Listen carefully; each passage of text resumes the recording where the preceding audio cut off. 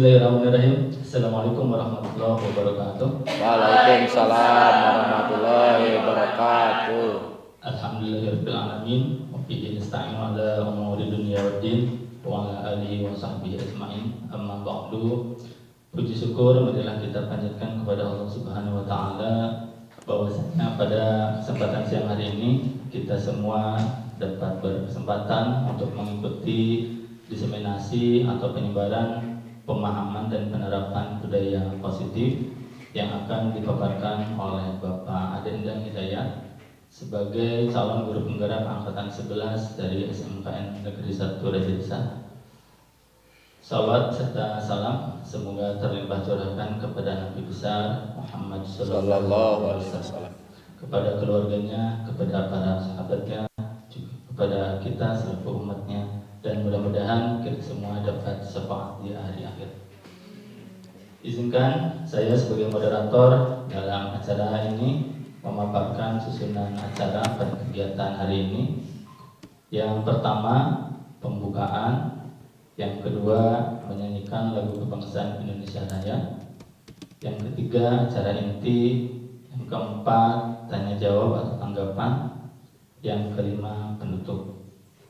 Untuk mengefektifkan waktu, mari kita mulai acara pertama, yaitu pembukaan yang akan kita buka dengan bersama-sama membaca basmalah. Bismillahirrahmanirrahim. Acara berikutnya yaitu menyanyikan lagu kebangsaan Indonesia Raya. Kepada Bapak, Ibu pendidik dan tenaga kependidikan SMK Negeri 1 Raja Desa dimohon berdiri.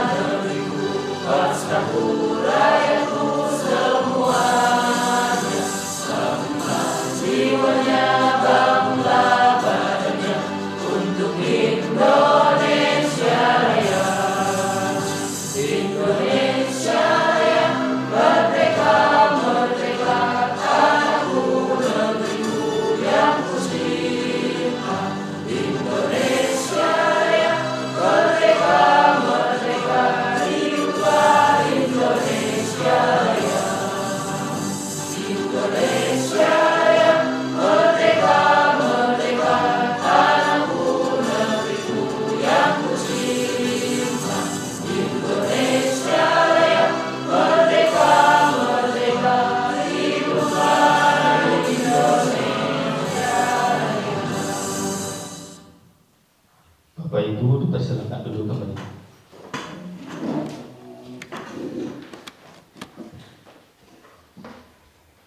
Beranjak ke acara berikutnya, yaitu acara inti, yakni pemaparan penyebaran pemahaman dan penerapan budaya positif yang akan dipaparkan oleh Bapak Ade Endang Hidayat selaku calon guru penggerak angkatan 11 di SMK Negeri 1 Raja Desa. Kepadanya dipersilakan. Terima kasih kepada moderator atas kesempatannya. Bismillahirrahmanirrahim. Assalamualaikum warahmatullahi wabarakatuh. Waalaikumsalam warahmatullahi wabarakatuh. Bagaimana kabarnya Bapak Ibu? Sehat? Alhamdulillah ya. Izinkan pada kesempatan kali ini saya Ade Endang Hidayat SPD, calon guru penggerak angkatan 11, akan diseminasikan budaya positif. Yang pertama, apa itu diseminasi?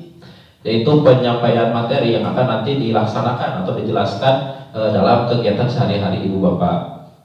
Nah, untuk selanjutnya, nah pengantar dari materi kali ini yaitu menurut Ki Hajar Dewantara melibatkan pengakuan atas pentingnya budaya dan lingkungan positif di sekolah. Intinya pembentukan karakter dan pengembangan potensi setiap murid. Nah, menurut Ki Hajar Dewantara bahwa pendidikan itu tidak hanya mentransfer ilmu, tapi dari karakter, dari sikap, dari perilakunya juga harus dapat disampaikan. Oleh karena itu, menciptakan budaya positif di lingkungan sekolah itu menjadi kunci yang akan mewujudkan visi pendidikan yang diharapkan oleh kita semua sebagai pendidik. Nah, selanjutnya di sini ada pertanyaan pemantik, Bapak Ibu. Nah, yang pertama yaitu ketika Bapak Ibu mengenal kata budaya positif, nah yang muncul dalam benak Bapak Ibu itu apa? Coba ada yang ingin disampaikan? Pembiasaan yang baik. Pembiasaan yang baik ya. Jadi yang muncul yang pertama kali dalam benak Bapak Ibu sekarang itu pembiasaan yang baik. Nah, kemudian dari yang kedua yaitu apa budaya positif itu penting diterapkan di sekolah Bapak dan Ibu? Sangat penting. Kenapa? Menumbuhkan karakter pendidik. Ya, jadi budaya positif itu penting ya karena tadi sangat penting karena menumbuhkan karakter ya, bisa meningkatkan karakter siswa, melatih karakter supaya menjadi pembiasaan yang positif dalam kegiatan sehari-harinya.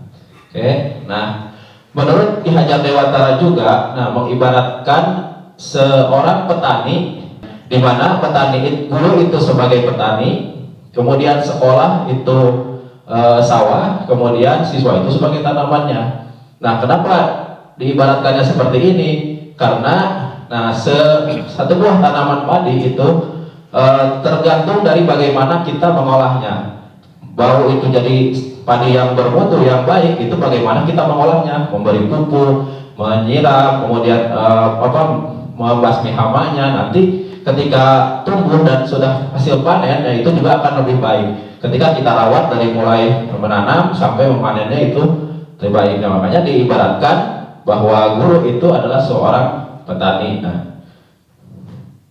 Nah, ini dicontohkan dan diibaratkan jenis apapun jenis tanahnya, kalau kita rawat dengan baik, dipupuk, diberi air, serta dibersihkan dari hama-hama, maka tanaman tersebut akan subur sesuai dengan keinginan kita. Nah, sama halnya dengan siswa. Ketika kita sudah memberikan treatment yang terbaik untuk siswa tersebut, nah nanti anak tersebut juga akan tumbuh sesuai dengan yang kita harapkan. Next. Nah, pada kesempatan ini kita akan membahas dulu materi yang pertama yaitu tentang budaya positif. Ya, budaya positif di sini yaitu pendidikan adalah budaya positif konteks pendidikan adalah lingkungan sekolah yang aman, nyaman dan menyenangkan, di mana semua warga sekolah saling mendukung, belajar dan bekerja sama untuk menciptakan kebiasaan baik.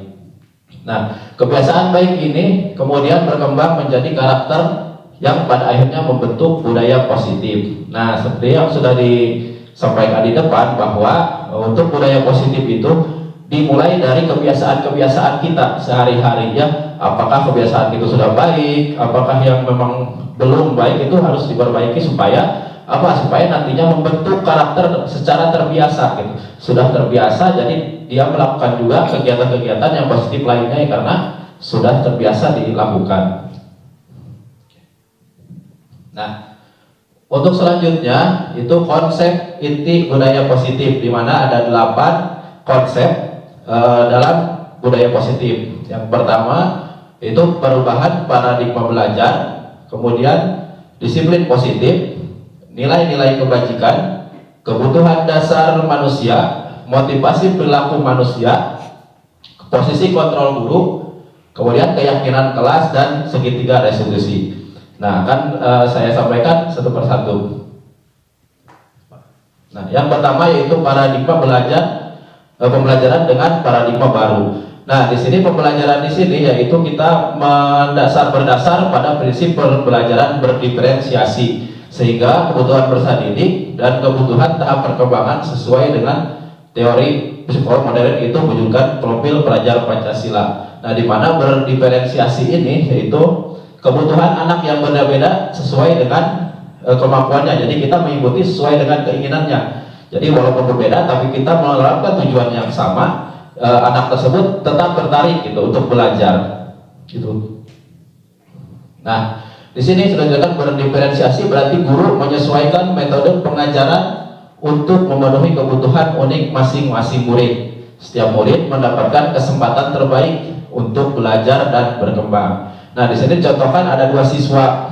Nah, dalam pembelajaran itu yang satu siswa itu dia menginginkan pembelajaran itu menggunakan visual atau audio visual. Nah, di mana yang satu lagi itu menginginkan dengan teks atau membaca gitu.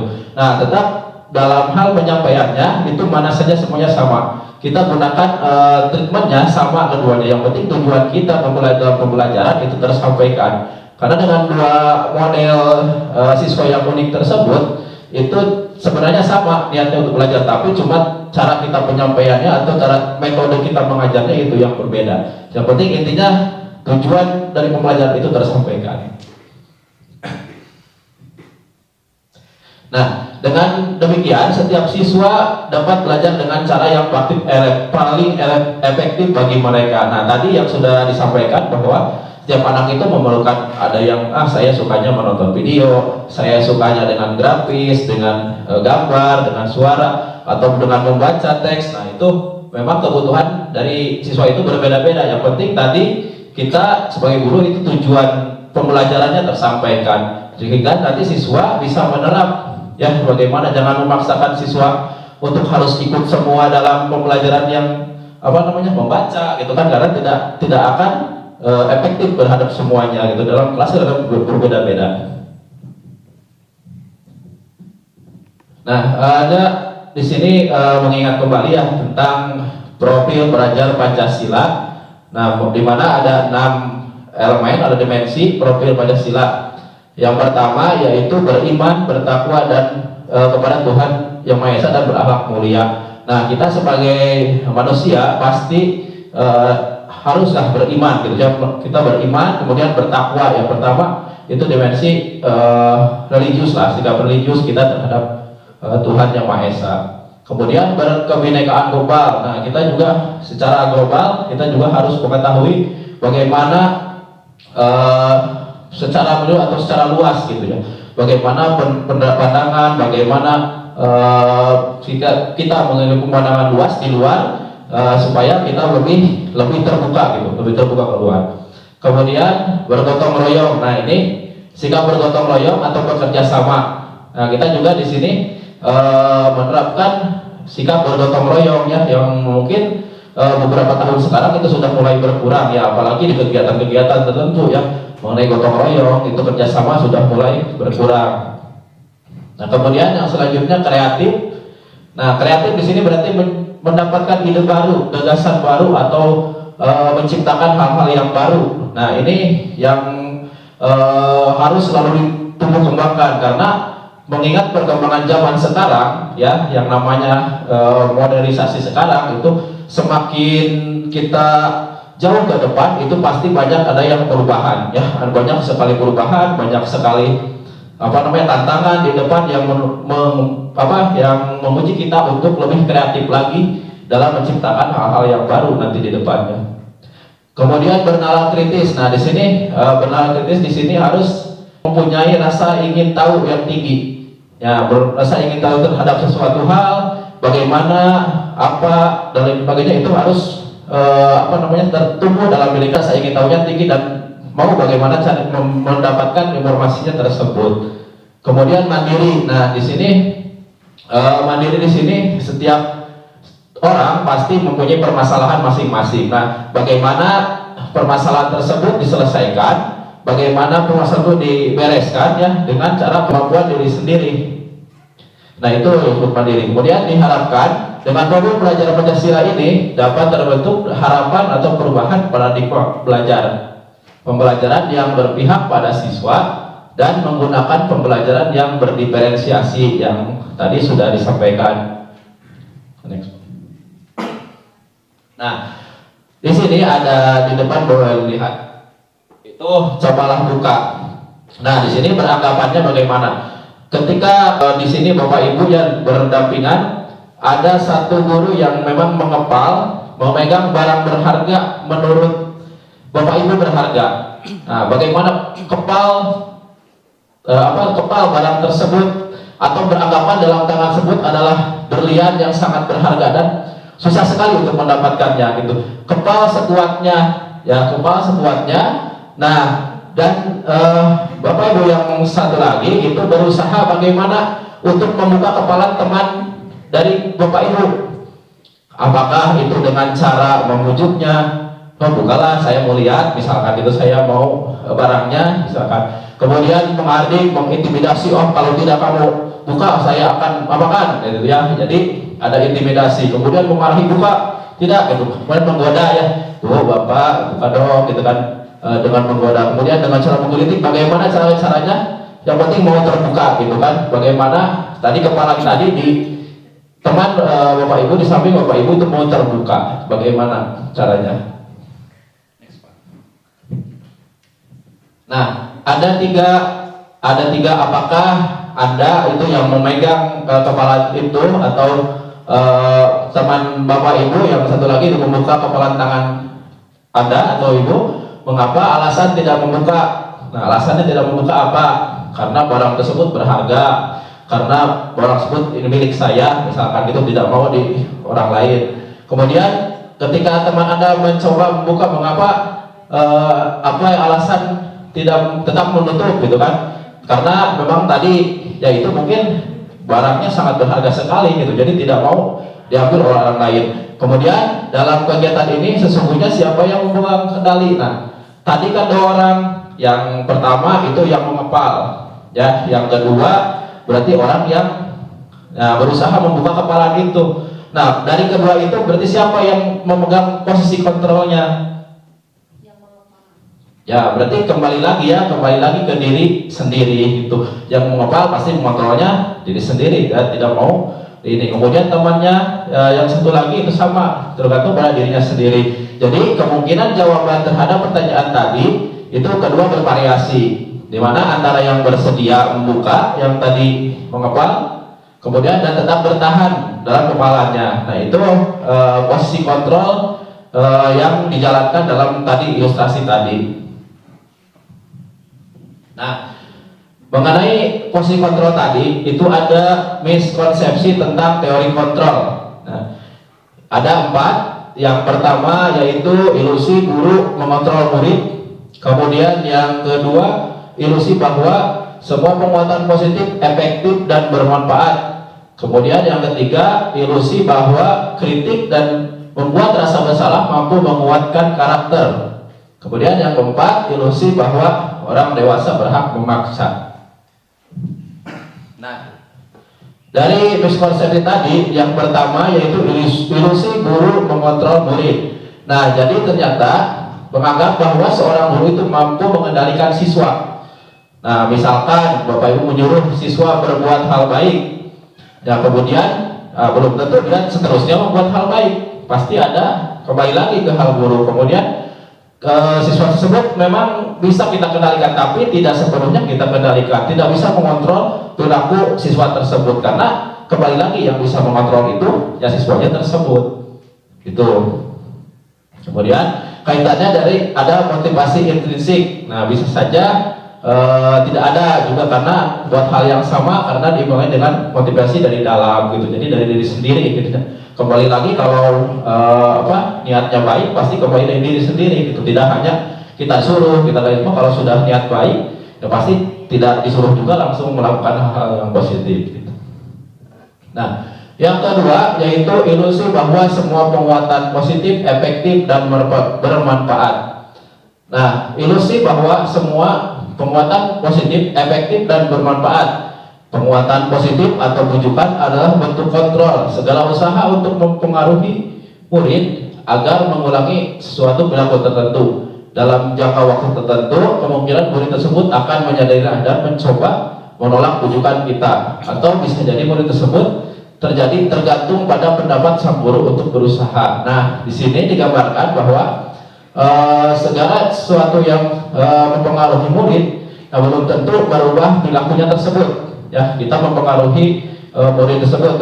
Dalam jangka waktu tertentu mungkin siswa tersebut memang ya melakukan hal positif atau hal baik gitu. Tapi kadang-kadang suatu hari juga dia akan menolak kembali gitu, bujukan gitu. Walaupun kita sudah memberikan bagaimana memberikan penguatan bahwa kegiatan positif itu sangat baik gitu, tapi kembali lagi siswanya kadang di suatu waktu tertentu tidak bisa melakukan hal yang positif kembali tersebut. Ketiga, nah di sini ada contoh misalkan seorang guru memberikan pujian kepada seorang siswa setiap kali menyelesaikan tugas.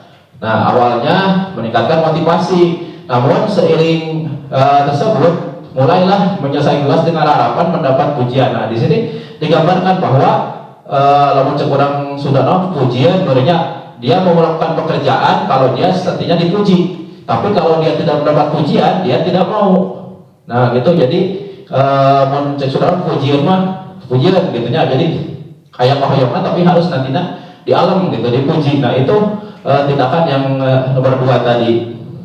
Kemudian yang ketiga yaitu ilusi bahwa kritik dan membuat rasa bersalah mampu menguatkan karakter. Nah, di sini menggunakan kritik dan rasa bersalah untuk mengontrol murid menuju pada identitas gagal. Mereka belajar untuk merasa buruk tentang diri mereka. Nah, contohnya di sini. Citra, lihatlah bagaimana Rina selalu mengerjakan tugasnya tepat waktu dan dengan baik. Mengapa kamu tidak bisa seperti itu?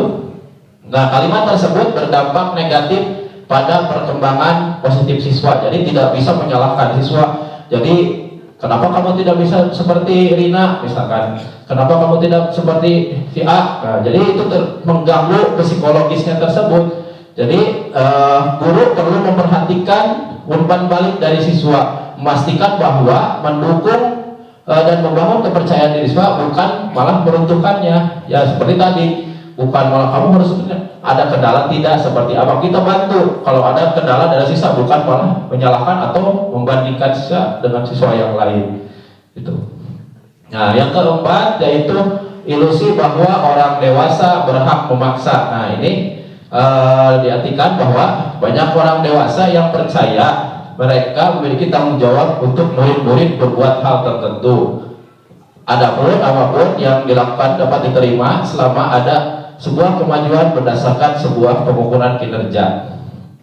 Nah, contohnya semua guru merasa perlu memastikan semua siswa berpartisipasi aktif dalam diskusi kelas. Guru mulai menunjuk siswa secara acak menjawab pertanyaan. Kemudian mereka mengatakan atau tidak. Jika seorang siswa tidak bisa menjawab, guru tersebut mengkritik di depan kelas dan menyuruh mereka berdiri sampai mereka bisa memberikan jawaban yang benar. Nah ini sebagai penghukum ya, jadi ada siswa yang memang tidak bisa, kemudian ada ditunjuk secara acak maju ke depan mengerjakan tugas di depan. Nah itu bukan malah menambah semangatnya, tapi malah meruntuhkan psikologisnya bahwa ini tidak bisa gitu, sampai berdiri di depan kelas selama pembelajaran itu selesai, kalau belum bisa menjawab tidak bisa duduk. Nah itu bukan malah menambah motivasinya, tapi malah membuat pembelajaran itu tidak efektif. Jadi malah dia mungkin hanya diam saja dan sebagainya karena merasa dia saya tidak bisa gitu. Jadi itu juga mengganggu psikologis anak. Next Pak. Nah, mengubah paradigma stimulus respon ke pendekatan teori kontrol. Nah, di sini ada beberapa stimulus respon, kemudian teori kontrolnya. Seperti yang pertama realitas, kemudian semua orang realitas, kemudian kebutuhan kita berbeda, semua orang melihat yang sama, dan selanjutnya gitu ya. Nah, yang pertama itu realitas atau kebutuhan kita sama. Menurut teori kontrolnya yaitu realitas atau kebutuhan kita berbeda. Nah, kebutuhan setiap orang itu berbeda, jangan samakan kebutuhan siswa meskipun duduk satu ruangan yang sama. Nah, seperti tadi yang sudah dijelaskan bahwa memberikan materi itu tidak hanya dalam satu kelas nih, dalam satu kelas itu menyampaikan materi yang sama, tapi dengan cara yang sama. Nah, itu ada pasti dalam kelas tersebut siswa yang merasa saya mah tidak suka begini gitu, saya mau lebih enak menonton video gitu kan, lebih masuk materinya gitu ketika menonton video. Nah itu jadi walaupun sama-sama satu kelas tapi perbedaannya penerapannya itu berbeda. Jadi harus tahu dulu bagaimana karakteristik siswa tersebut gitu. Nah yang kedua, semua orang memilih gambaran yang berbeda. Terkadang yang menurut si A benar, menurut si B itu salah. Nah setiap orang melihat yang sama, nah setiap orang memiliki gambaran yang berbedanya. Itu jadi ada kalanya menurut dia itu menurut saya itu benar, menurut dia salah. Jadi bagaimana sikap guru tersebut supaya semuanya tidak ada yang benar salah, tapi semuanya benar-benar gitu. Nah jadi intinya kita harus memahami orang lain, yang memahami kalau kita peserta didik kita si A, B, C dan itu kan harus memahami siswa bagaimana karakternya supaya dia tadi tidak tetap mengikuti pembelajaran secara efektif. Terus semua perilaku mempunyai tujuan. Nah perilaku buruk dapat dilihat suatu kesalahan ya. Semua perilaku memiliki tujuan. Nah di sini kita jangan tiba-tiba menghukum ya tanpa mencari akar permasalahannya ya, seperti siswa datang terlambat atau siswa tidak mengerjakan tugas, itu kita langsung hukum ya, langsung hukum kamu tidak boleh ikut pembelajaran, atau kamu kalau di olahraga ya tidak harus hari dulu dan sebagainya. Nah itu harus cari tahu dulu permasalahannya.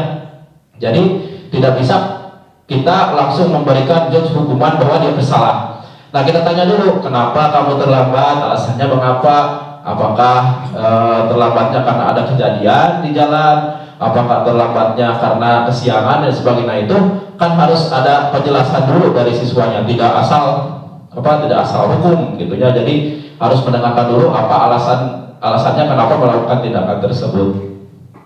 Nah kemudian bahwa orang lain bisa mengontrol saya. Nah teori kontrol hanya Anda yang bisa mengontrol diri. Nah seperti saya jelaskan bahwa yang bisa mengontrol diri sendiri itu ya diri kita gitu. Yang mengontrol perilaku kita ya diri kita sendiri, kembali lagi gitu. Bagaimana kita berbuat baik tidak karena orang lain, cek orang batur mah cek batur kudu gotong royong misalkan. Ya itu harus dari timbul dari sendiri, bahwa gotong royong saling membantu kerjasama itu bahwa hal-hal yang positif gitu. Jadi tidak ada dari luar, kontrol dari orang, tapi kembali lagi ke diri kita sendiri ya, bahwa itu perbuatan baik, itu perbuatan buruk, itu kita pasti tahu. Nah kemudian ketika dibujuk gagal maka dipaksa. Nah ini salah satu yang seharusnya dilakukan, itu kolaborasi yang efektif atau komunikasi yang efektif, membuat kesepakatan seperti yang dijelaskan, tidak bisa mengontrol selain diri kita sendiri. Nah yang bisa mengontrol orang lain dalam stimulus responnya, yaitu teori kontrolnya Anda tidak bisa mengontrol orang lain. Nah tadi yang barusan disampaikan bahwa kita tidak bisa mengendalikan orang lain. Bisa mungkin seperti guru mengenai siswa harus buang sampah sembarangan, ya memang pada waktu itu langsung ya tidak buang sampah sembarangan. Tapi ketika gurunya nggak ada misalkan, nah itu apakah masih membuang sampah ke tempat sampah atau masih sembarangan? Nah itu kembali lagi ke orangnya, ke dirinya, bagaimana, apakah dia sudah menerapkan budaya positifnya gitu kan, atau masih dikendalikan oleh orang lain. Nah makanya kembali lagi ke diri kita, kalau memang ini sampah ya buanglah ke tempatnya gitu kan, karena sudah disediakan. Kemudian jangan berpikir salah. Nah berarti kalah, yang berpikir salah berarti kalah. Anak yang akan terus gagal akan terus mengingatnya. Kita harus berpikir kita menang, anak maksudnya saat kita berkreasi, anak tersebut bertanggung jawab terhadap kesalahannya yang diperbuat. Maka ketika anak bertanggung jawab dan menemukan solusi, maka anak tersebut tidak akan merasa gagal. Nah di sini jangan menerapkan kamu menang, kamu kalah, tapi semuanya menang. Cuma mungkin apa yang harus diperbaikinya gitu supaya bisa lebih baik lagi gitu. Jadi tidak kamu kalah kan, karena yang biasanya yang merasa kalah itu akan merasa saya mah nggak bisa, karena tidak bisa gitu kan, karena kurang perhatikan atau lain sebagainya kan, itu jadi tidak bisa ya. Makanya tidak ada yang nggak cukup. Bagaimana mungkin kembali lagi bahwa pembelajaran tersebut bagaimana supaya lebih aktif, bagaimana gayanya, cara mengajarnya, metodenya, supaya berpikiran tidak ada yang ketika itu menang kalah atau tidak ada yang itu. Jadi supaya semuanya siswa tersebut yang tadi merasa saya itu benar, tapi ya mungkin ada kesalahan, itu sadar kembali lagi ke dirinya gitu. Jadi bukan gurunya kamu kalah, kamu menang. Nah, itu jadi kembali lagi ke dirinya bahwa oh ya saya harus perbaiki, saya juga sebenarnya betul, cuma caranya yang salah. Nah, mungkin gitu. Jadi bisa diperbaiki sendiri. Nah, disiplin positif. Nah, di sini artinya itu mengacu pada memiliki tanggung jawab apa yang dilakukan berdasarkan nilai-nilai yang diyakini. Kemudian disiplin positif merupakan salah satu penerapan yang bertujuan untuk menumbuhkan kesadaran dan memberdayakan peserta didik tanpa imbalan, penghargaan atau ancaman atau hukuman. Nah, mengambil kata disiplin, ya disiplin itu berarti kita mematuhi sesuai yang sudah kita sepakati atau peraturan yang sudah kita ketahui. Ya, di sini disiplin positif yang pertama berarti diterapkannya untuk untuk menumbuhkan karakter dulu. Dibuatlah disiplin positif. Oh, ini perbuatan baik, ini perbuatan yang positif. Nah, itu kembali lagi ke diri sendiri bahwa menumbuhkan budaya positif adalah kesadaran. Nantinya seperti contoh membuang sampah, ya kalau di sekolah jangan membuang sampah sembarangan, karena ke sekolah kita dinyatakan buang sampah sembarangan. Nah, kalau sudah tumbuh dalam dirinya kesadaran dalam dirinya yaitu tentang budaya positif, walaupun tanpa imbalan dari buruhan, tidak dikasih uang misalkan atau penghargaan atau diancam, oh kamu harus buang sampah pada tempatnya, itu terberasa dari diri sendiri, secara tidak sadar pun oh buang sampah ke sini, itu kan termasuk dalam pembiasaan disiplin positif. Nah, sebagai pendidik tujuan kita adalah menciptakan peserta didik yang memiliki disiplin diri sehingga mereka berperilaku mengacu kepada nilai-nilai kebajikan universal dan memiliki motivasi intrinsik dalam perilaku perubahan yang lebih baik, karena yang lebih baik. Nah, itu kita sebagai guru harus bisa memberikan contoh dulu, seperti itu gurunya. Gurunya memberikan contoh membuang sampah pada tempatnya, kemudian nantinya akan menjadi kebiasaan sendiri gitu. Walaupun tidak melihat guru, tidak ada guru, tapi dia tetap mau membuang sampah pada tempatnya. Itu yang ini.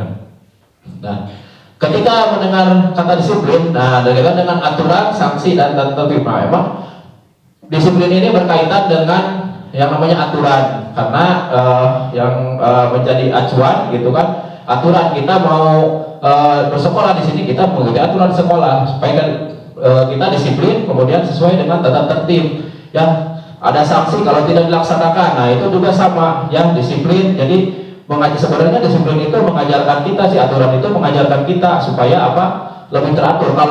Kalau tidak ada peraturan gitu, kita sembarangan, semuanya sembarangan gitu. Tidak ada tidak ada penerapan pada diri untuk budaya positif atau melakukan hal-hal yang positif. Nah, nilai-nilai kebajikan, di sini ada 3 nilai kebajikan.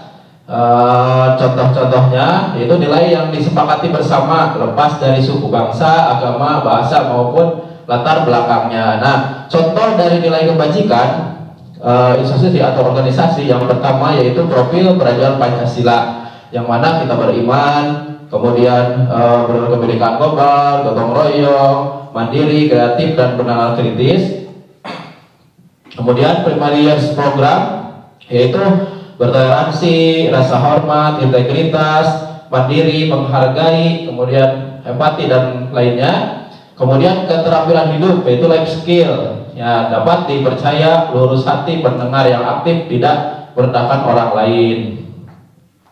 Nah, nilai kebajikan, nilai ini merupakan payung besar dari sikap dan perilaku kita, atau nilai-nilai ini merupakan fondasi kita berperilaku.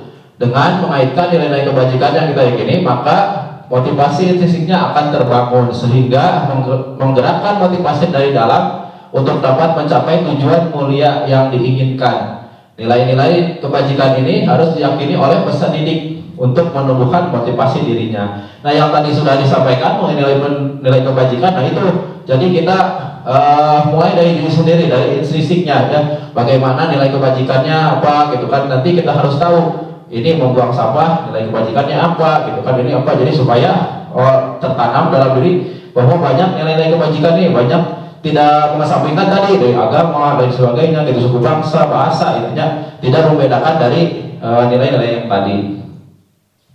Nah, baik Pak Ibu ya, supaya tidak mengantuk, kita lakukan dulu ice breaking ya. Ice breakingnya bertepuk tangan saja ya, tepuk tangan supaya lebih semangat. Tadi namanya tepuk semangat ya. Jadi untuk permainannya, untuk ice breakingnya, tepuk semangat, prok ngat, semangat gitu kan? Ya gitu ya. Jadi sorak itu terakhirnya ya. Oke, berdiri saja Bu, Bapak Ibu, supaya lebih ini. Oke, siap ya. Tepuk semangat, semangat, semangat. Oke, tepuk tangan. Coba sekali lagi Bu, masih kurang Bu. Lepas saja Bu, lepas ya. Di akhir lepas, jangan semangat gitu. Ya semangat gitu kan, lepas. Ya, nggak apa-apa, ya lepas. Sekali lagi. Oke, sekali lagi. Tepuk semangat. Semangat. Oke, tepuk tangan untuk kita semua. Oke ya, supaya yang ngantuk ya, itu jadi ada. Oke ya, baik. Untuk selanjutnya, nah lanjut lagi ya materinya. Untuk selanjutnya yaitu kebutuhan dasar manusia. Nah, kebutuhan dasar manusia adalah segala sesuatu yang dilakukan untuk mendapatkan apa yang diinginkan. Seluruh tindakan yang kita lakukan untuk tujuan tertentu, dan semua usaha terbaik yang kita lakukan adalah dalam rangka agar kebutuhan dasar kita terpenuhi dengan baik. Nah, di sini ada 5 kebutuhan dasar manusia. Ada bertahan hidup, kasih sayang dan rasa terima, penguasaan, kebebasan dan kesenangan. Nah, di sini seperti bertahan hidup. Nah, di sini kita juga, Bapak Ibu, kita juga salah satu untuk bertahan hidup ya Bapak Ibu, di mana kita juga untuk mencari makanan, pakaian, gitu kan, yang berhubungan dengan kebutuhan primer, berarti ya kebutuhan primer, di mana kebutuhan yang utama itu kita bertahan hidup. Nah, kemudian yang kedua itu rasa kasih sayang dan diterima. Kasih sayang dan rasa diterima. Nah, di sini rasa diterima, dipedulikan, berbagi, kerjasama, menjadi bagian dari kelompok. Nah, kita juga perlu ya namanya merangkul teman kita, gitu kan? Kita sama-sama bekerja sama lah, gitu. Kita bersama, kita saling mempedulikan, saling empati dengan teman kelompok kita ya, supaya timbul rasa kasih sayang dan rasa diterimanya oleh orang-orang tersebut ya. Kemudian penguasaan. Nah, penguasaan di sini yaitu tentang harga diri, keinginan untuk dianggap, memimpin, berprestasi, diakui dan didengar. Nah, mengenai penguasaan ini yaitu keinginan untuk dianggap. Nah, tadi ya bahwa ada nih gitu ketika siswa di kelas gitu kan, itu semuanya harus kebagian supaya apa? Tidak ada yang hanya itu melulu, siswa itu melulu, terus kan ketika guru perhatiannya ke siswa itu lagi gitu. Semuanya sama. Jadi semua juga harus mendapat perhatian ketika ada hal itu, semuanya kebagian jadi anggota. Misalkan jadi kalau yang di kelas misalkan kita butuh, kalau di olahraga misalkan pimpin doa, coba ganti yang pimpin doa yang lain atau pimpin pemanasan yang lain, supaya mereka merasa dianggap gitu, supaya merasa dianggap, menampilkan apa yang terbaik yang mereka punya. Nah, kemudian kebebasan, yaitu kebebasan mandiri, memiliki pilihan, mencoba hal baru, mampu mengendalikan arah dirinya. Nah, di sini bebas di sini bukan bebas sembarangan ya, tapi maksud kebebasan di sini yaitu memiliki pilihan. Nah, bagaimana mampu mengendalikan dirinya ke arah yang lebih baik.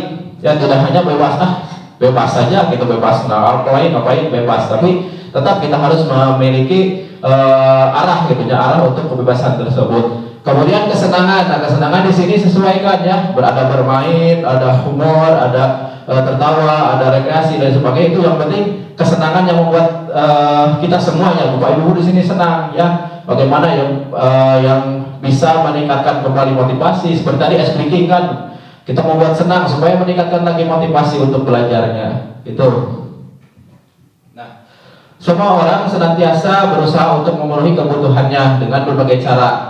Bila mereka tidak bisa mendapatkan kebutuhannya dengan cara yang positif, mereka bisa melanggar peraturan atau melakukan hal-hal yang tidak sesuai dengan nilai kebajikan. Nah, di sini seorang murid kita berhasil dengan akademik. Nah, namun kita sebagai guru ya, jadi dicontohkan di sini ada siswa yang memang nilai akademiknya rendah, Bu.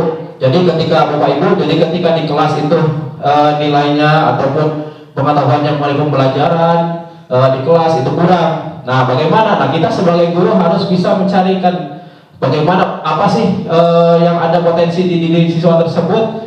Bisa jadi kan di kelas atau di praktek nilainya itu kan punya kelebihan yang lain gitu, seperti dalam hal merancang, seperti hal dalam olahraga gitu kan. Kadang ada siswa seperti itu yang ketika di kelas disuruh kasih tugas kerjakan sebisanya gitu, jadi tidak serius gitu. Tapi ketika dia sudah menyenangi sebuah, misalkan membuat desain, nah dia paling bagus gitu. Jadi tugas kita sebagai guru yaitu menggali potensinya gitu. Jadi tidak harus menerapkan kamu harus bisa nih bahasa Inggris, harus bisa. Tapi kalau anaknya memang potensinya kurang dalam bahasa Inggris, ya kamu mungkin di pelajaran lain bisa bahasa Indonesia, bisa membaca puisi, membuat narasi gitu kan. Seperti itu.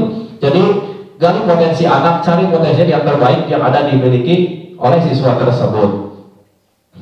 Nah, motivasi perilaku manusia itu ada motivasi yang berasal dari ekstrinsik dan motivasi yang berasal dari intrinsik. Nah, dari ekstrinsik yaitu seperti tadi mengharapkan imbalan, mengharapkan pujian, mengharapkan segala suatu hal dari orang lain. Nah, itu dia mau melakukan sesuatu gitu, tapi aya imbalanna gitu, aya buruhna. Nah, itu entah itu pujian, entah itu penghargaan. Nah, itu motivasi dari ekstrinsik ya, dari luar. Nah, kemudian untuk motivasi intrinsiknya yaitu menjadi yang mereka inginkan dan menggali diri dengan nilai-nilai yang mereka percaya. Nah, itu tanpa hal, jadi memang kembali keluar dari diri sendiri gitu. Jadi tidak ada dari pengaruh dari luar gitu, tapi keluar dari diri sendiri gitu. Jadi tidak hanya disuruh, tidak hanya diberi penghargaan, diberi hadiah, dia juga sudah melakukan positifnya sendiri tanpa bantuan atau dorongan dari orang lain. Jadi itu muncul sendiri dari ekstrinsiknya. Nah, di sini ada hukuman, konsekuensi, dan restitusi. Nah, hukuman di sini bentuknya biasanya secara tidak terencana, tiba-tiba gitu. Jadi apa yang terjadi gitu, kalau sudah terjadi itu dilibatkan, bersifat satu arah, kemudian berupa fisik atau psikis. Nah, itu hukuman biasanya mendadak. Kamu terlambat, kamu lari, ya, misalkan gitu. Kamu melakukan terlambat, kamu berdiri gitu, itu kan hukuman ya. Kemudian konsekuensi. Nah, konsekuensi di sini yaitu sudah terencana, disepakati sesuai peraturan. Murid tetap dibuatnya tidak nyaman, sikap guru monitor murid selalu gitu, monitor selalu. Nah, jadi kalau konsekuensi di sini sudah disepakati bahwa datang misalkan tepat waktu pelajaran. Nah, kalau tidak, nah misalkan apa gitu ya, atau misalkan kamu kesepakatannya membuang sampah pada tempatnya, ternyata tidak. Nah, itu konsekuensinya seperti apa? Berarti kamu harus memungut sampah gitu kan, memungut sampah yang sudah tadi yang dibuang sembarangan. Nah, itu konsekuensi ya, itu sudah disepakati bersama dan sesuai peraturan yang sudah dibuat bersama. Nah, kemudian restitusi yaitu proses menciptakan kondisi bagi murid untuk memperbaiki kesalahan. Proses yang kolaboratif mengajarkan murid untuk mencari solusi sendiri. Nah, kalau restitusi di sini yaitu kita saling berdiskusinya dengan siswa tersebut. Nah, apa yang sih yang sudah kamu lakukan, apa kesalahan apa, sehingga nantinya misalkan siswa tersebut itu mampu mengakui kesalahannya ya. Jangan sampai kamu udah salah ini, tapi siswa tersebut yang saya sudah salah ya, begini, maafkan dan saya tidak akan mengulanginya. Nah, itu terjadi dari atas dasar dirinya sendiri. Dia sudah melakukan kesalahan, nah, makanya dia akan merubah sendiri dan lebih baik sendiri dengan sendirinya gitu ya, cari solusinya sendiri. Nah di sini Bu ada 1, 2, 5, ada 5 contoh ya soal yang berhubungan dengan hukuman atau konsekuensi. Nah, di sini Bapak Ibu nanti jawab ya untuk jawabannya hukuman atau konsekuensi.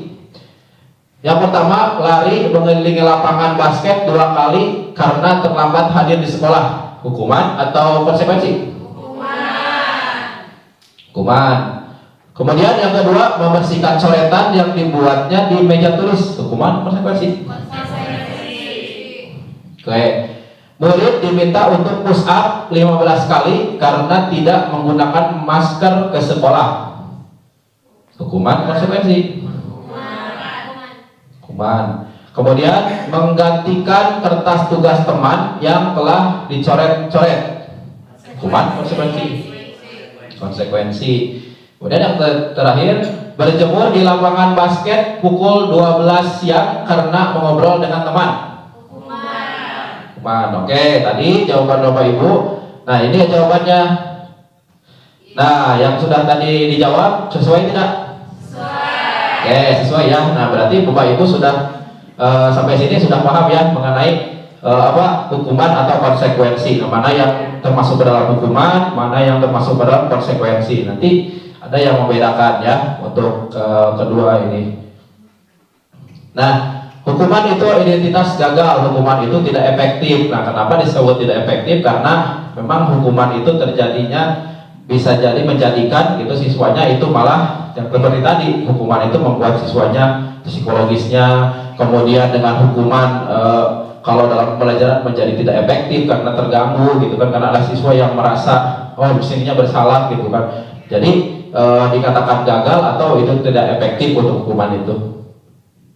Nah, di sini ada yang namanya dihukum oleh penghargaan. Nah, di sini dijelaskan bahwa saat kita berulang kali menjanjikan hadiah kepada anak-anak agar berperilaku bertanggung jawab atau kepada seorang murid agar mempelajari sesuatu yang baru atau kepada seorang karyawan berasumsi mereka tidak dapat melakukannya atau mereka tidak akan memilih untuk melakukannya. Nah, jadi maksudnya dihukum oleh penghargaan itu ya jadi kita menjanjikan gitu ya, kita sebagai guru menjanjikan bahwa ketika kamu melakukan hal kebaikan kamu akan diberi penghargaan. Nah, jadi ketika guru tidak menyebutkan itu lagi, tidak ada penghargaan, siswanya juga gak ada hadiahnya, gak ada penghargaannya, jadi tidak melakukannya gitu. Jadi karena ada harus dikasih tahu ada penghargaan nih, jadi siswa teh semangat gitu. Tapi ketika tidak ada pemberitahuan tentang penghargaan atau hadiah, nah itu jadi tidak ada hadiahnya, jadi tidak ada motivasinya untuk melakukan hal kebaikan tersebut.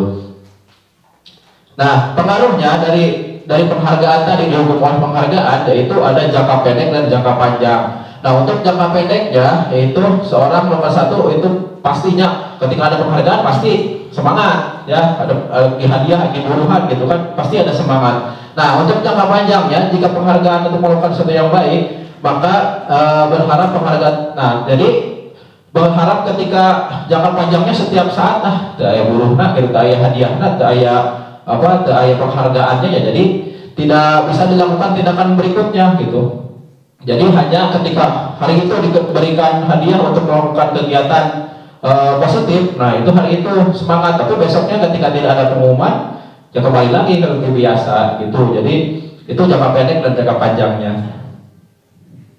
Nah, penghargaan tidak efektif. Nah, jadi penghargaan adalah suatu benda atau peristiwa yang diinginkan dibuat dengan persyaratan hanya jika dilakukan maka akan mendapatkan penghargaan yang diinginkan. Nah, jadi penghargaan itu gitu ya. Jadi ketika kamu mengikuti perlombaan, karena apa semangatnya? Karena ada hadiah, karena ada penghargaan gitu. Jadi gak pasti kamu semangat. Nah, tapi ketika suatu penghargaan harus terus-menerus diberikan, nah seorang tersebut ya memang akan terus-terusan gitu mengikut, tapi tidak ada kesadaran kembali lagi dari dirinya gitu. Jadi setiap ada penghargaan, ada perlombaan, semangat. Ketika hadiahnya tidak hadiah, tidak perlombaan, tidak ada penghargaan, ini ulah gitu kan, ikut ulah. Jadi kembali lagi tidak ada semangatnya gitu. Nah, kemudian penghargaan merusak hubungan. Nah, ini seperti hari ini ya, ketika penghargaan, misalkan pujian selamat, misalkan di kelas ya, selamat kamu sudah bisa mengerjakan tugas ini gitu kan. Rata-rata kan orang pintar gitu ya, orang yang bisa gitu. Misalkan dikasih tugas bahasa Indonesia maju ke depan, atau matematika yang mengerjakan tugas di depan bisa. Nah, yang lainnya ketika dia bilang saya mah gak bisa gitu. Jadi kan ada sih udah sampai ketawa ya gitu kan, orang dia terus yang dapat penghargaan atau dia terus yang sering dapat aplaus gitu kan dari temannya, sedangkan saya tidak gitu kan. Jadi ada kecemburuan di sana ketika siswa tersebut terus-terusan mendapat penghargaan gitu, sedangkan siswa yang lain itu tidak gitu. Jadi itulah yang merusak hubungan. Bisa jadi kan ada timbul iri orang mah iya gitu segitu mah gitu karena sok dipanggil wae tuh iya gitu kan sok dipanggil karena sok dipanggil karena bisa gitu dapat hadiah terus saya mah mau deket gitu kan tidak mau dekat dengan orang tersebut ya itu jadi ada timbul rasa iri dari siswa yang lainnya gitu. Nah di sini ada 5 posisi kontrol guru, yaitu ada penghukum, ada pembuat merasa bersalah, ada teman, ada pemantau, dan ada manajer. Nah, sebentar ya untuk menyaksikan dulu penjelasan mengenai 5 posisi kontrol.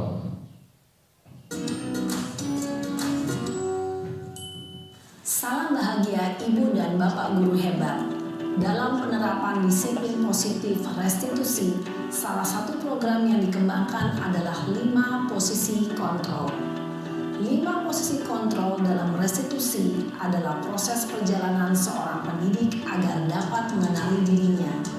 Pada video kali ini, kita akan membahas tentang 5 posisi kontrol yang dikembangkan oleh Diane Gossen dan contoh penerapannya. Dan nanti kita sebagai guru ya, jadi mana posisi kontrol yang akan kita gunakan nih ketika menghadapi siswa gitu. 1. Posisi penghukum. 2. Posisi pembuat merasa bersalah. 3. Posisi teman. 4. Posisi pemantau atau monitor. Dan 5. Posisi manajer. Untuk lebih memahami kelima posisi tersebut, mari kita saksikan kasus Naren yang terlambat hadir 20 menit di sekolah dan melihat bagaimana kelima posisi kontrol dalam menghadapi masalah tersebut. Pertama, posisi penghukum.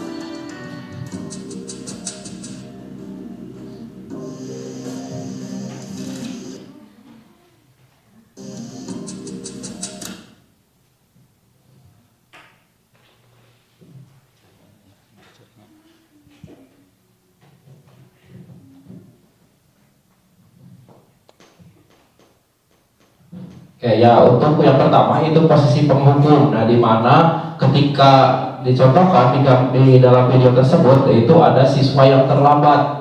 Ya, ada siswa yang terlambat.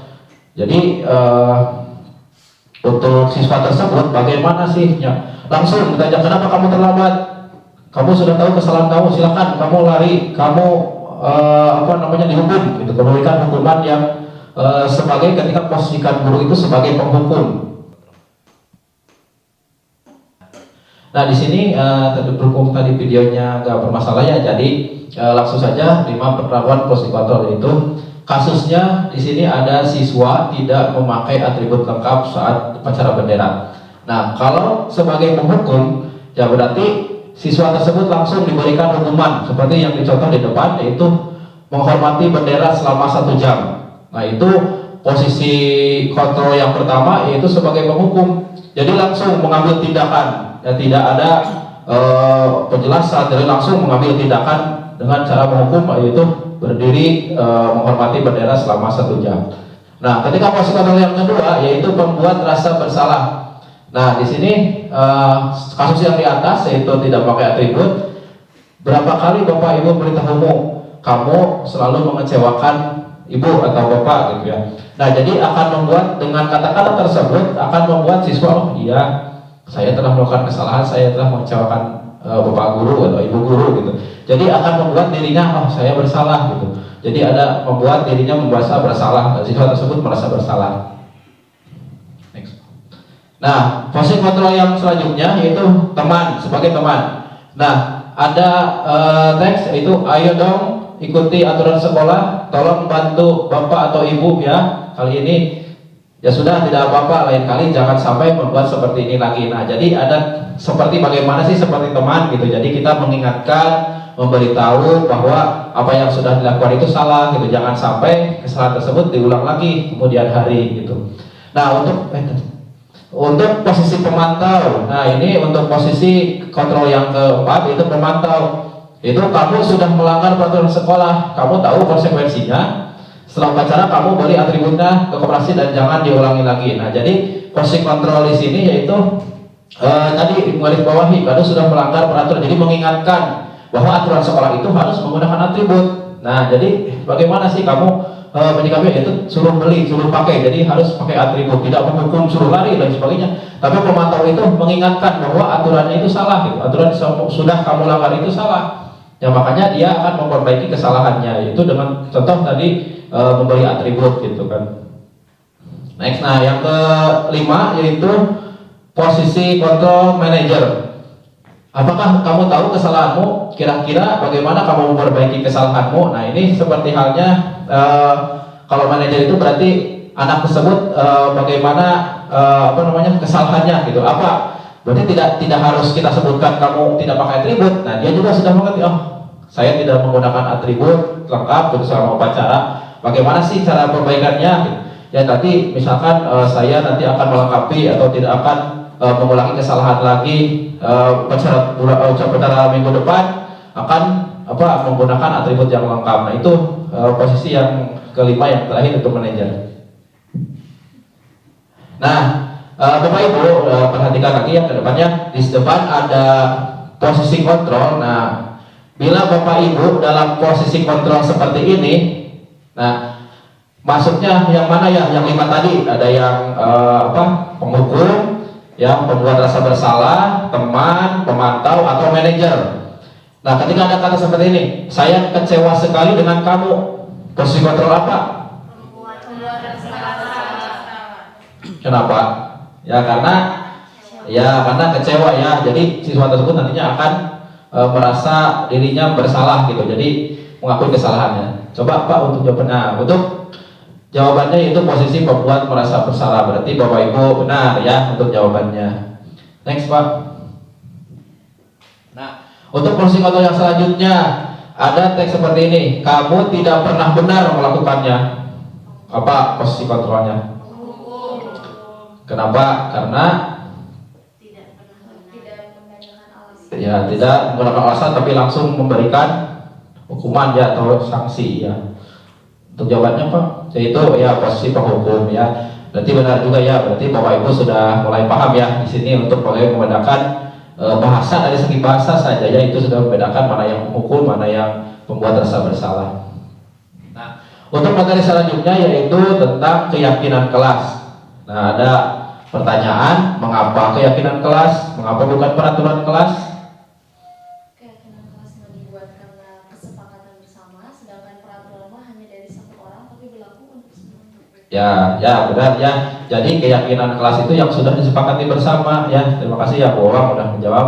Kemudian mengapa bukan peraturan? Kalau peraturan biasanya dibuat oleh satu pihak ya, oleh satu pihak di yang harus disepakati atau yang harus dijalankan oleh semuanya gitu. Nah, di sini sudah dijelaskan mengapa tidak peraturan saja, mengapa harus keyakinan kelas. Nah, di sini mengapa kita memiliki peraturan harus menggunakan helm bila mengendarai kendaraan roda 2? Coba. Di sini ada pertanyaan, mengapa kita memiliki peraturan harus menggunakan helm bila mengendarai kendaraan roda 2? Nah, kemudian mengapa kita memiliki peraturan 3M, menggunakan masker, mencuci tangan dan menjaga jarak? Mengapa kita memiliki peraturan harus datang tepat waktu pada saat mengikuti pelatihan? Nah, dari ketiga pertanyaan ini yaitu untuk mendukung motivasi intrinsik kembali ke nilai-nilai atau keyakinan yang menggerakkan seorang membandingkan mengikuti serangkaian peraturan-peraturan. Nah, kalau pertanyaan nomor 1, kenapa peraturan harus menggunakan helm? Sebenarnya menggunakan helm itu bukan peraturan, tapi untuk nilai keselamatan ya, karena kembali lagi menggunakan helm itu bukan karena ada polisi, bukan karena takut ditilang, tapi untuk menjaga misalkan kepala kita gitu, apabila terjadi yang tidak diinginkan gitu. Lebih ke bagaimana sih fungsinya gitu menggunakan helm. Nah itu mengenai 3 soal yang di depan. Jadi kembali lagi kita meyakini bahwa menggunakan helm itu bukan karena ditilang gitu, karena bukan ada polisi, tapi karena untuk keselamatan diri kita sendiri.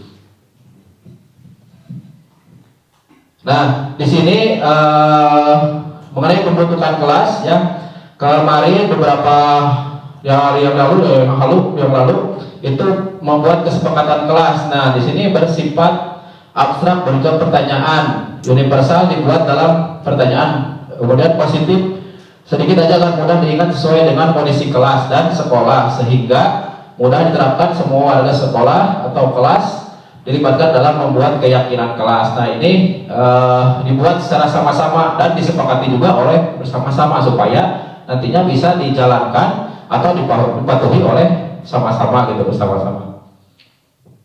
Nah, untuk materi selanjutnya tadi kita sudah keyakinan kelas. Sekarang kita materi ke segitiga restitusi. Nah, segitiga restitusi adalah suatu proses dialog yang dijalankan oleh guru agar dapat menghasilkan murid yang mandiri dan bertanggung jawab. Nah, segitiga restitusi ini terbagi menjadi, karena sebutnya segitiga, kita punya tiga sisi. Kalau segitiga ada 3 sisi ya. Yang pertama yaitu menstabilkan identitas. Kemudian yang kedua validasi tindakan yang salah, dan yang ketiga menanyakan keyakinan. Nah, untuk yang pertama menstabilkan identitas, yaitu berdasarkan prinsip membuat kesalahan adalah proses bagian dari proses pembelajaran. Nah, contoh untuk teksnya, berbuat salah itu wajar karena tidak ada manusia yang sempurna gitu. Jadi karena Bapak juga sudah pernah melakukan kesalahan, jadi mari kita mencari solusi dari permasalahan tersebut. Nah, itu bisa jadi contoh diskusinya ketika menggunakan segitiga restitusi, yaitu menstabilkan identitas. Yang kedua yaitu menstabilkan validasi tindakan yang salah, yaitu berdasarkan prinsip setiap perilaku berupaya memenuhi suatu kebutuhan tertentu. Nah, ini contoh teksnya, yaitu kamu pasti punya alasan. Nah, jadi ditanyakan dulu alasannya, divalidasi dulu. Kenapa berbuat seperti itu? Pasti punya alasan. Tidak mungkin kamu melakukan itu secara langsung, tapi pasti punya alasannya. Jadi tidak langsung kamu salah gitu. Jadi apa sih alasannya gitu? Jadi kamu melakukannya untuk mempertahankan diri gitu ya, untuk penting bagi kamu gitu. Jadi melakukan saat itu, jadi divalidasi dulu apa alasannya.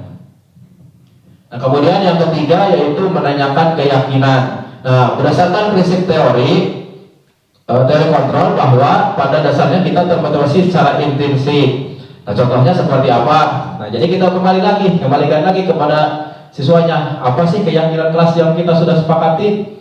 Kemudian nilai-nilai apa gitu? Seperti apa gambarannya? Kemudian kamu ingin menjadi seperti apa gitu. Jadi nanti kita kembalikan lagi ke siswa gitu, mengingatkan gitu apa yang sudah kita yakini kemarin di kelas gitu, yang sudah disepakati bersama gitu.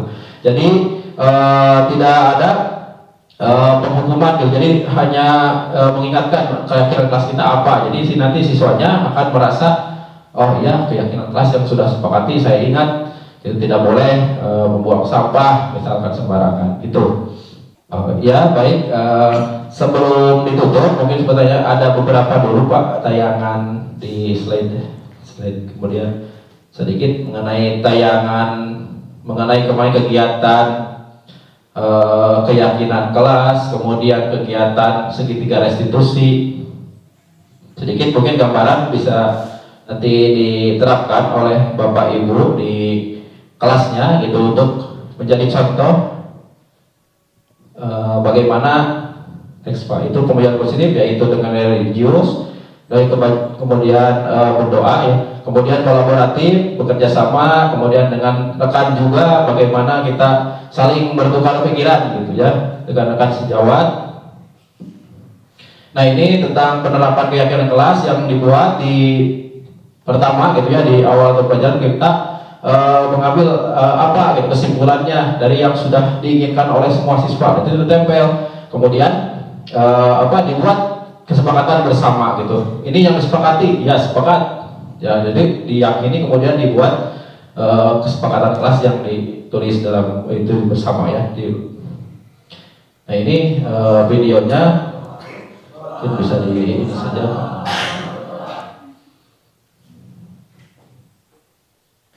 Nah, ini untuk praktiknya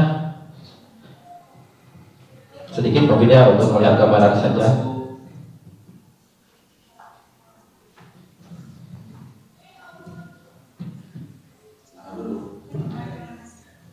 Nah, untuk yang pertama ini proses menstabilkan identitas ya. Kita tanya dulu kenapa panggil ke sini gitu kan. Nah, siswa mengakui kesalahannya.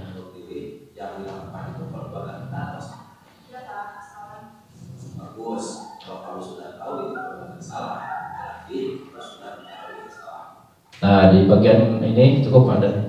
Nah, di bagian ini itu contohnya, salah satu contoh. Jadi kita panggil ya siswanya, kenapa kamu kesini gitu, kenapa kamu panggil kesini. Nah, dia langsung, pas saya tadi melakukan kesalahan, memberikan contekan di kelas. Nah, juga seperti itu. Kemudian nanti ada validasi tindakan, kemudian di akhir nanti siswa mengakui kesalahannya dan tidak akan mengulangi lagi di kemudian hari. Itu saja mungkin materi yang bisa Bapak sampaikan pada pertemuan hari ini.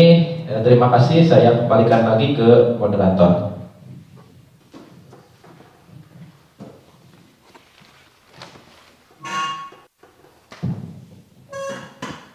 Terima kasih kepada Bapak Ade Endang Hidayat atas pemaparan materinya. Sungguh luar biasa. Kita proses terlebih dahulu.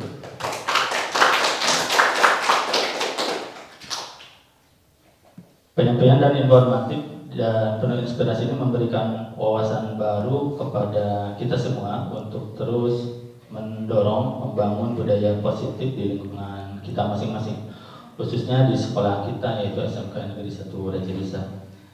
Kita sebagai guru tentu harus terus belajar, dan apa yang tadi disampaikan oleh Pak Ade mudah-mudahan menambah wawasan kita sebagai guru tentunya. Baik, sebelum ke acara berikutnya, mungkin ada beberapa pertanyaan yang ingin disampaikan kepada Pak Ade. Disilakan mungkin untuk dua penanya terlebih dahulu. Ya, Bu Wawang.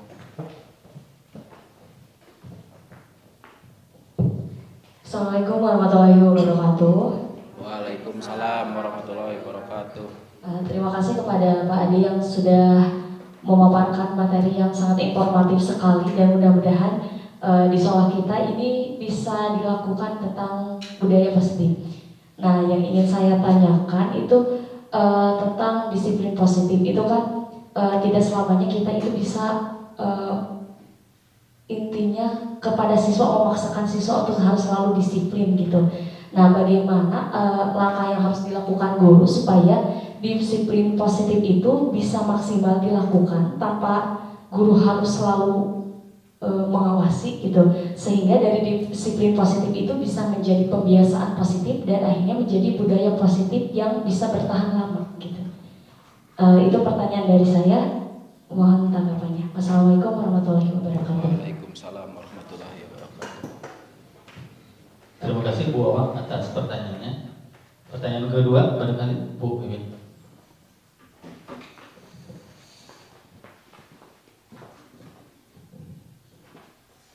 Ya, mungkin dari saya bukan pertanyaan tapi tanggapan yang sangat-sangat luar biasa materi pemahaman dari Pak Ade, yaitu tentang disiplin positif, tentang nilai kebajikan, tentang keyakinan kelas, tentang segitiga restitusi, yang mana saya sebelumnya belum paham apa yang dipaparkan tadi oleh Pak Ade, tapi saya pada akhirnya sekarang paham bagaimana cara men-treat siswa atau murid untuk ketika murid berbuat kesalahan, bagaimana diposisikan ketika kita posisi kontrol guru yang baik itu seperti apa.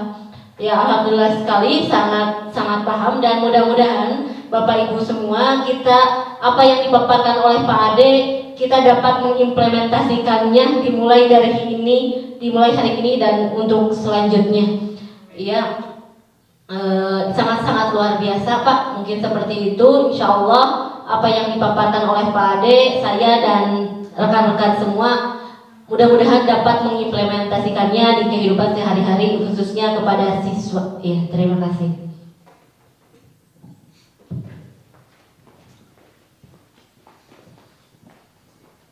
Ya, terima kasih Bu Wiwin atas tanggapannya. Mungkin untuk yang pertama tadi pertanyaan dari Bu Wawang, mungkin mau dijawab Bang Adit. Ya, baik, terima kasih atas pertanyaannya dari Bu Wawang yang mana tadi menanyakan bagaimana menerapkan kebiasaan positif supaya menjadi budaya sehari-hari gitu ya. Intinya seperti itu.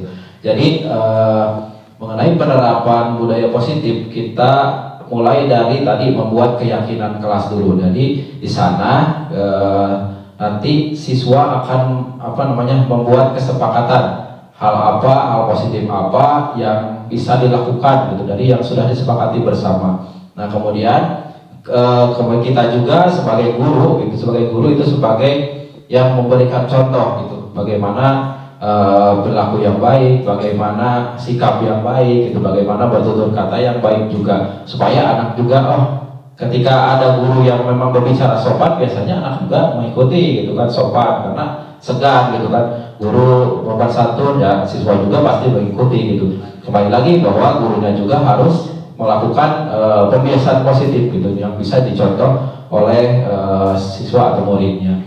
Nah kemudian mengenai bagaimana untuk menerapkan sehari-hari ya itu tadi. Jadi jangan sampai ada karena pembiasaan itu jangan karena ada penghargaan gitu. Jangan karena ada reward gitu.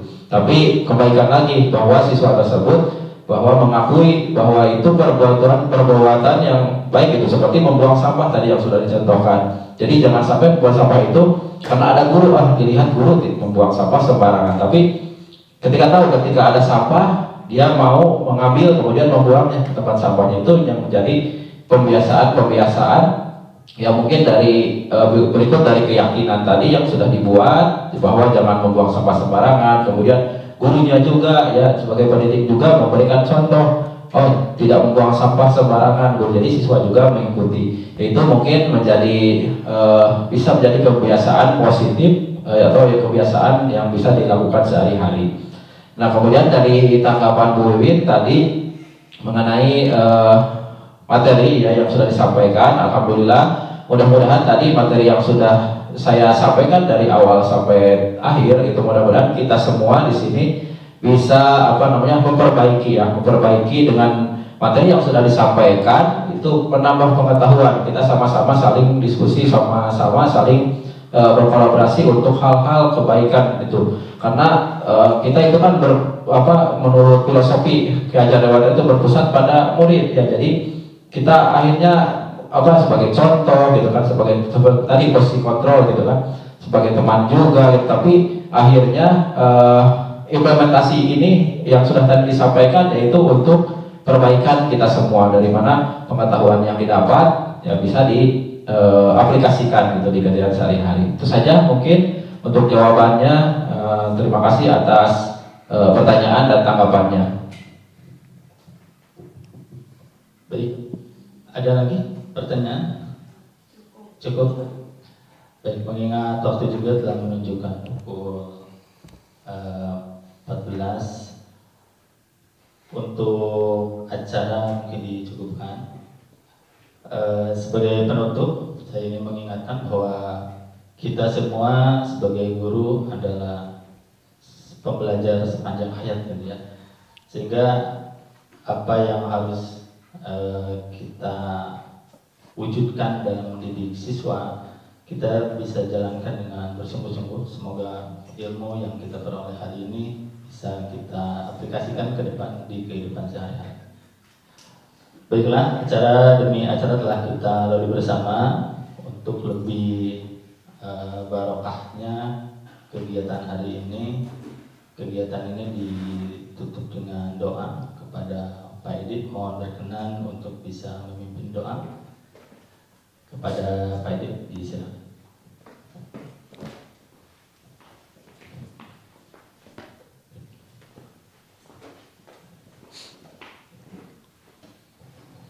A'udzubillahiminasyaitonirrajim. Bismillahirrahmanirrahim. Allahumma inna nas'aluka salamatan fid din wa afiatan fil jasad wa ziyadatan fil ilmi wa barakatan fil rizki wa taubatan qabla maut wa rahmatan indal maut wa maghfiratan ba'da maut. Allahumma hawin alaina fis syakaratil maut wa najata minan nari wal afwa indal hisab. Subhana rabbika rabbil izzati amma yasifun wa salamun alal mursalin walhamdulillahi rabbil alamin.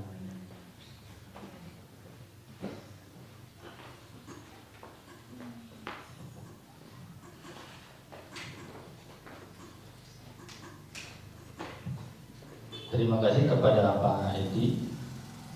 Baiklah, marilah kita tutup kegiatan ini dengan pembacaan Alhamdulillahirrahmanirrahim bersama-sama. Alhamdulillahirrahmanirrahim. Kami dari atas nama moderator, mohon maaf jika ada kata-kata yang mungkin kurang berkenan.